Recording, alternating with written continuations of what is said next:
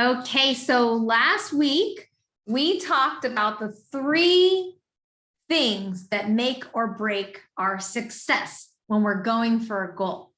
And what is that again? Number one, our choice of attitude. Every day we have a choice for a positive attitude towards things or a negative attitude towards things. Once we're aware that there are positive and negative attitudes that we all might have every single day flowing through our head, in and out of our head, we can then recognize, ooh, was that a positive thought? Was that a negative thought? I know it sounds kind of crazy, but you'll start to now be aware and notice. And awareness is the first step in getting better, right? And improving your situation. So the next time you have a negative attitude towards whatever it is that's going on, someone said something to you that set you off, someone disappointed you, or you're listening to someone talk, or you're meeting somebody and you're judging them, and you're listening to someone and saying, oh, that person needs to do this, this, and this, and they need to improve. We got to say, stop it. Stop it. Recognize that there's the negative thought and then throw it away. Okay. And then replace it with a positive thought. And a lot of the times to do that is to do what's called a gratitude check. A gratitude check. Ask yourself, what am I grateful for? Tony Robbins says, if you want to have a better quality of life, ask yourself better questions. Instead of asking yourself, what's wrong with me, start asking yourself, what's right with me? And then start saying, what am I grateful for? Because you can't be grateful and hateful at the same time. You can't be grateful and fearful at the same time. You can't be grateful and have a negative attitude at the same time. This helps people overcome their fear, anxiety, depression, and the things that they're experiencing and going through. So try the gratitude. What do they say? An attitude of gratitude. Okay. The second thing we talked about last week that makes or breaks us, our success, is our action. Every day we're either taking steps towards our goal, like Kelly King shared last night on the winning team Zoom, which was fabulous. And last night, Dr. King talked about how we're either taking steps towards that goal when she was talking about the ice hockey example, and she had that little measuring tape out there. You're either, chipping away at it or getting the puck closer to the goal, or you're not, right? And sometimes in some businesses, when you're not doing anything, you're actually declining, right? Because it's the negative compound or the negative, the doubt, the fear, the anxiety that then keep you from taking action to move forward. So in many cases, success in business is all between the 6 inches in between our ears, right? And so if we can stay ahead of it, Tony Robbins says motion creates emotion. So if we're taking action, we start to feel good about ourselves. Just like when we know we need to exercise and we're like, oh, I don't feel like it. I don't feel like getting up and moving around. I just want to lay here and relax. But once we start moving, the blood starts pumping, we start feeling good, the endorphins kick in, right? Woo, we come back unstoppable. Well, the same thing happens when you're taking action. You pick up the phone and you make that phone call. I mean, I was stuck the other day. Literally me, Liz Lequeux, I was stuck the other day, and I teach people how to kick button activity, and I lead people, to make calls, right? But here I am. I was stuck. I was like, not feeling like making the calls. I was saying to Dave, I was like, I just can't get myself to do it. I'm not motivated to do it today, but guess what overcomes that lack of motivation? Literally just taking action and picking up and making the first call. And then it was like lifting 100 pounds to make that first call. But once you start making the call, then all of a sudden you make 2, right, Angela, 3, 4, then boom, boom, boom. Then you look back and you're like, wow, that felt really good.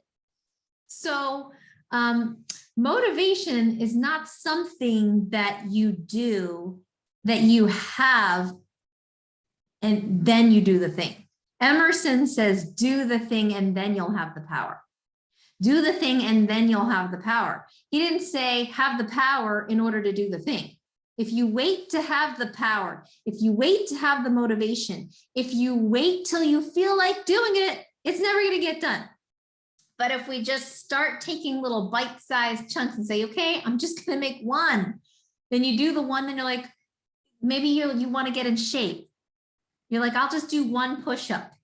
Well, you get down on the floor, you do the one push-up and you're like, well, I'm down here. I might as well keep going, start doing more, right? So action, the third thing that we talked about last week that makes or breaks us is our accountability, the willingness to be held accountable. And a lot of the times, this is the one thing that people are missing, because when we are not willing to be held accountable, or we're not announcing our goals to the world, and we're not telling people, hey, this is what I need help with, then we keep slipping back because nobody else knows. Nobody else knows that you have this goal. So you can kind of hide in this like mediocrity. Does that make sense? You can hide behind your comfort. And for example, over the last few weeks, Dave and I decided we've been enjoying pizza. We've been enjoying cake. We've been doing these things. And then I got on the scale the other day and I was like, oh Lord, oh my goodness, I need to be, I'm going to Hawaii in July. Thanks to Legal Shield, all expenses paid, right? With 500 associates and a guest. Congratulations to those of you who qualified. And I'm like, we each gain weight. Anyway, I'm not going to talk for him. I'm going to talk for me. He said he did. So anyway, I'm like, honey, so finally last night, and I knew it. And I'm eating the pizza at these birthday parties. I'm eating the cake and I'm like, I know I shouldn't be doing it, but I'm just going to enjoy myself because whatever. Finally, last night I said to Dave, I need help. I need help. The next time you see me like going to put the pizza in the mouth, please take it out of my hands. I asked him to do that.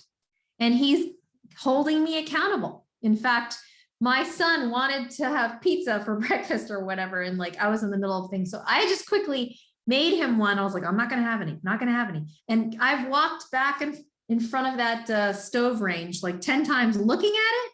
I've looked at it, I've smelt it, but I haven't taken it. And then Dave goes, what's your goal? What's your goal? I'm like, yes, okay. Right. So I say all this to say, okay, we've got our goals. We know what we need to do. How do we start doing it? Well, there is a bridge that takes you from your current reality to where you want to go. There is a bridge that takes you from your current reality to where you want to go. And what is it? What is the one thing, if you guys can get in the chat or feel free to unmute and just shout out, what is one thing that you think that you could, that will affect you hitting your goal or help you get from here to here? What's the thing? What is it called? What's the word that I'm looking for? That'll get you from here to here daily. Now, I know we talked, it's not action, it's not attitude, and it's not accountability, because we already said those things. But there's one missing component. What's one thing? Can anybody guess? One thing to implement. Angela says a plan. What else? Some people say, it's my affirmations. Some people say goals or whatnot. And you're right there. Jasmine says motivation. Okay, so Angela, you're close with the plan, but the word we're talking about today is habits. Habits. See, we can set a goal and we can have a plan. But if we don't implement income producing activity or results producing activity into our habits, we don't get there. For example, what is a habit to losing weight? What is a good habit? Feel free to unmute or just put it in the chat. What's a good habit to have? Eating healthy. Eating healthy is a good habit.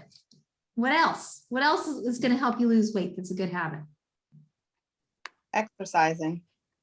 Exercising. What else? Stop eating flour and sugar, Angela. Yes, thank you. Taking that advice. What else? So you know what you need to do. I know what I need to do, right? So for me, a good habit, and these are all correct answers, okay? I just wanted to tell you.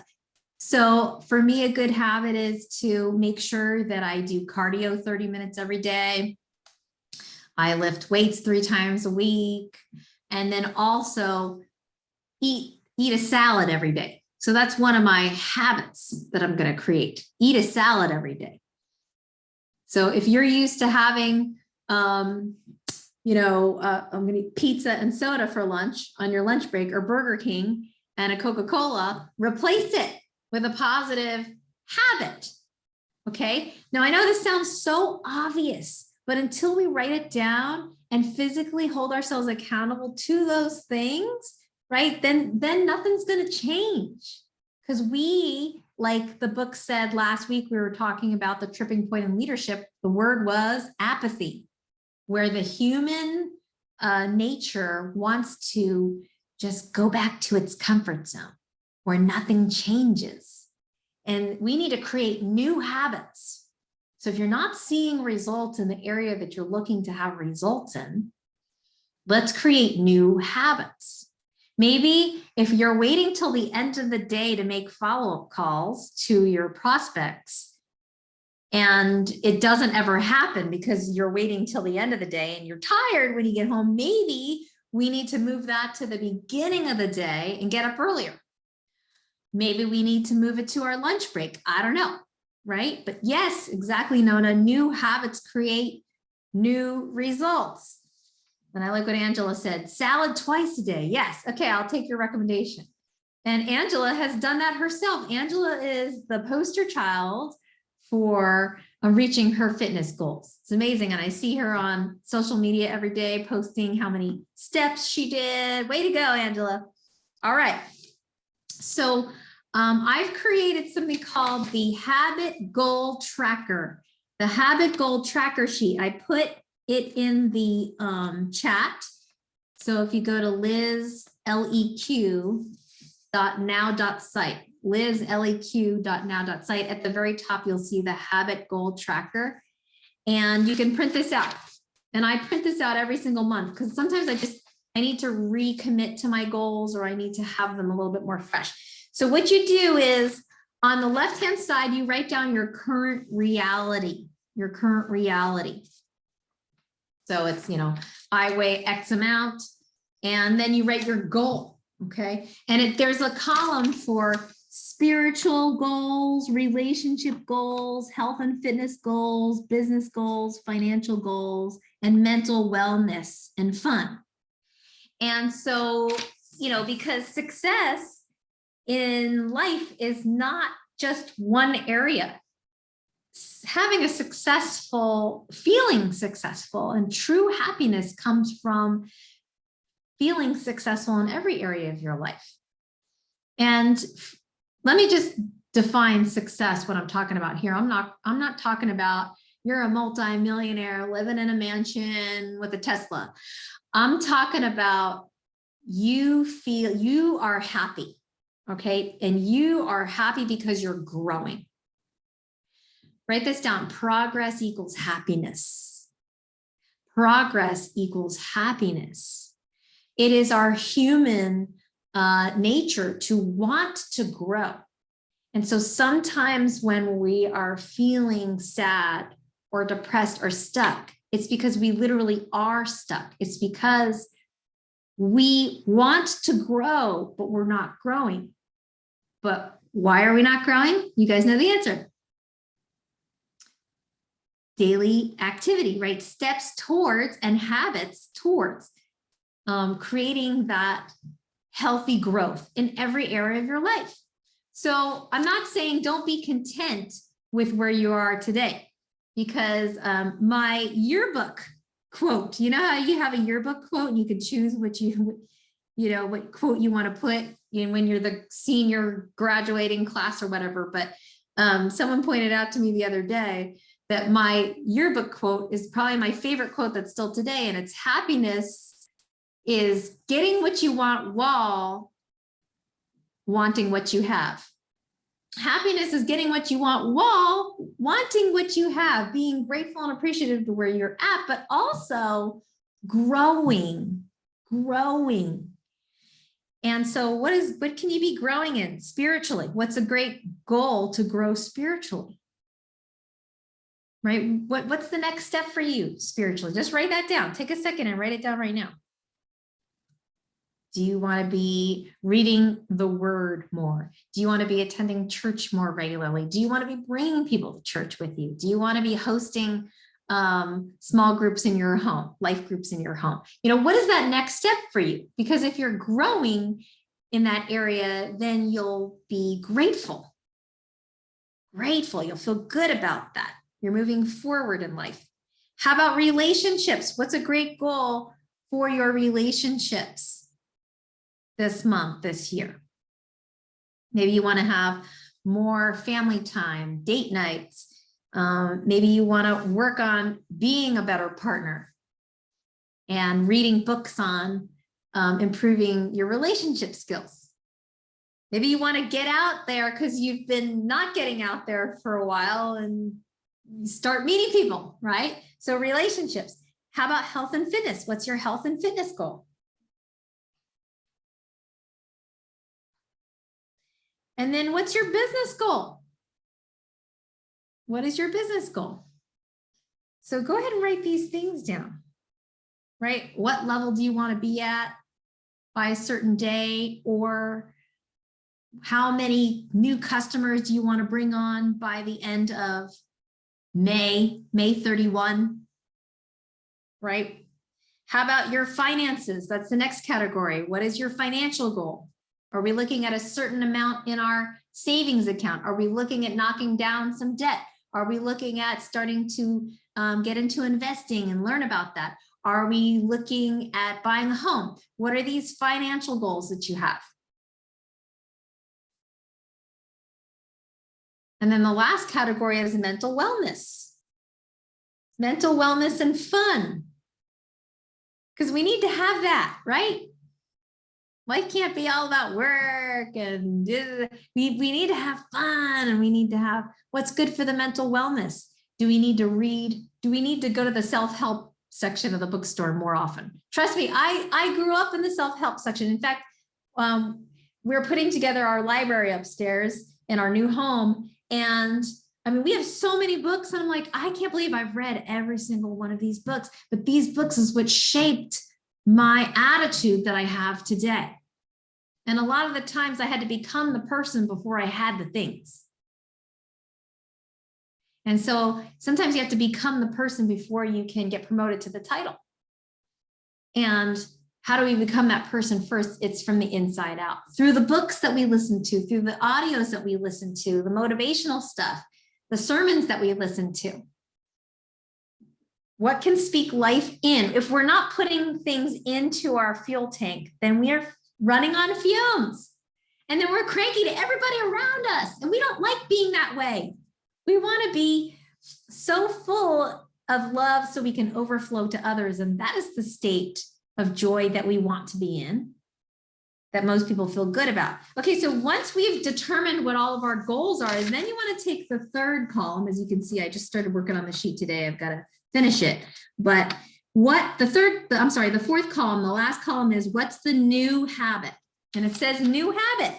What is the new habit that I need to form in order for me to get to this goal? And then let's schedule it. It's got to go into your day planner. Okay, because if it's not on your calendar, it just blows in the wind. It never gets implemented.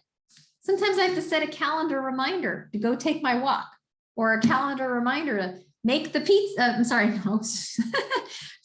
Make the salad. See, can you see what I've been looking at 10 times today? All right, not doing it. Publicly proclaimed. So Do we know what to do now? Let's just write down one habit that we can implement and put into our calendar that we start to do that replaces the old habits that were keeping us stuck, the new habits that help us move forward.